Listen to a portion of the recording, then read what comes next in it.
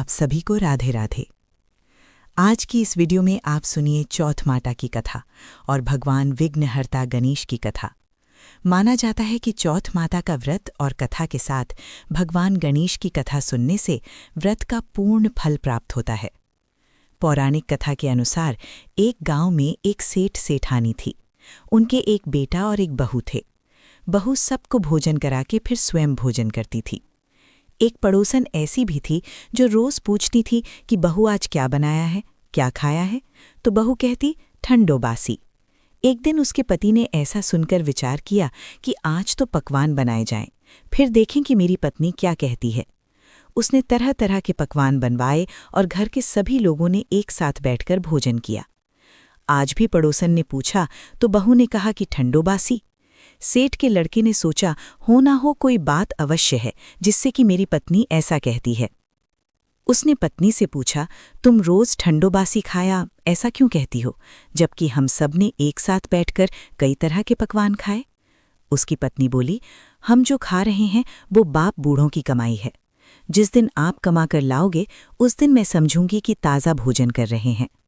अब एक दिन लड़के ने माँ से कहा, मैं एक बड़े शहर में कमाई करने जा रहा हूँ। माँ बोली, बेटा अपने पास इतना धन है कि खाया नहीं खत्म होगा। माँ के मना करने पर भी बेटे ने स्वयं कमाने का दृढ़ निश्चय कर लिया और जाते समय पत्नी से कहा, मैं जब तक कमाकर बहुत सा धन लेकर ना आऊं तुम चूल्हे की आग मत बुझने देना। एक दिन चूल्हे की आग बुझ गई तो वो मन ही मन घबराने लगी, कहीं मेरे पति पर संकट तो नहीं आ पड़ा। जल्दी से पड़ोस में से आग लाकर चूल्हे में रख दूं। ऐसा विचार करके पत्नी पड़ोस में गई। वहां पड़ोसन चौथ माता का व्रत और पूजन कर रही थी। पड़ोसन ने कहा, थोड़ी देर में आकर ले जाना। तो बहू ने पड़ोसन से पूछा, आप ये व्रत क्यों करती हैं, इससे क्या मिलता है। पड़ोसन ने कहा, चौथ माता के इस व्रत को करने से अन्न और लक्ष्मी मिलती है और अपनी मनोकामनाएं पूर्ण होती हैं।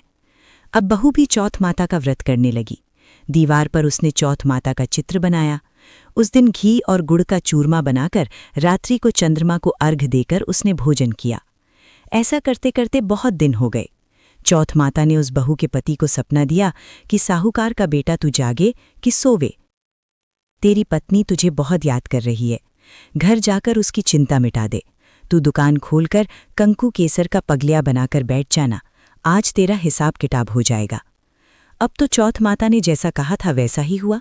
उसने घर जाने की तैयारी की और गाड़ी भर के धन दौलत लेकर चल दिया। रास्ते में एक बड़ा सा काला नाग फन फैलाए बैठा था और कहने लगा, आज तो मैं तुझे डसूंगा, छोड़ूंगा नहीं, आज तेरी आयु पूरी हो गई है। सेठ के लड़के ने कहा, आज चौथ माता ने मुझे सपना दिया तो मैं पत्नी से मिलने घर जा रहा हूँ। वहाँ मेरी पत्नी बहुत चिंता कर रही है, मैं उससे मिलकर जरूर आऊँगा, तब तुम मुझे डस लेना। नाग ने कहा, तुम शपथपूर्वक कहकर जाओ तो मैं तुम्हें जाने दूंगा, परंतु लौटकर नहीं आए तो तुम्हारे घर आकर मैं तुम्हें डस लूंगा। इस प्रकार सांप को वचन देकर वो घर पहुंचा। वहां सभी से हंसी खुशी से मिला और भोजन करने उदास होकर बैठ गया। उसकी पत्नी ने उदास होने का कारण पूछा तो पति ने काले नाग वाली बात बताते हुए कहा कि यदि मैं उसके पास नहीं जाऊंगा तो वो घर आकर ही मुझे डस लेगा। पत्नी बहुत चतुर थी। उसने कहा कि आप घबराओ नहीं, लेट जाओ, मैं एक उपाय करती हूँ। पत्नी ने कमरे की 7 पेड़ी भोईं। पहली पेड़ी पर रेत, दूसरी पर इत्र, तीसरी पर गुलाल फूल, चौथी पर कंकु केसर, 5वीं पर लड्डू पेड़ा, 6ठी पर गादी गलीचा और 7वीं पेड़ी पर दूध का कटोरा भरकर रख दिए। इस प्रकार वो 7 ही पेड़ी सजाकर बैठ गई। आधी रात होते ही नाग आकर पेड़ी चढ़ने लगा। पहली पेड़ी पर रेत में लौट गया और कहने लगा कि सेठ की बहू ने आराम तो बहुत दिया, पर वचनों से बंध कर आया हूं सो डसूंगा अवश्य ही।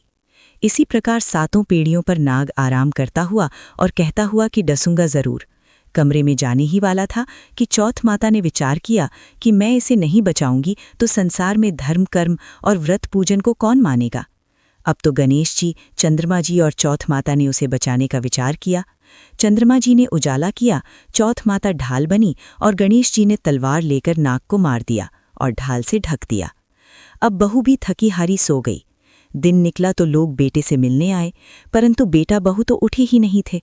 बहुत देर हो गई तो माँ उन्हें उठाने गई। माँ ने 7 पीढ़ियों पर जो कुछ देखा तो वो बहुत ही घबराई और बेटा बहू को आवाज़ लगाई। बेटा बहू उठे तो देखा कि एक ढाल तलवार वहां पड़ी है। अब ढाल उठाई तो वही काला नाग मरा हुआ पड़ा है। बेटा बहू ने सोचा कि आज तो धर्म कर्म ही आड़े आए हैं, जो भगवान गणेश जी और चौथ माता ने अपनी रक्षा की। हे चौथ माता, आपने जैसी सेठ के बेटे बहू की रक्षा की, वैसी ही सबकी रक्षा करना। बोलो चौथ माता की जय। तो ये थी आज की चौथ माता की कथा और विघ्नहर्ता भगवान गणेश की कथा।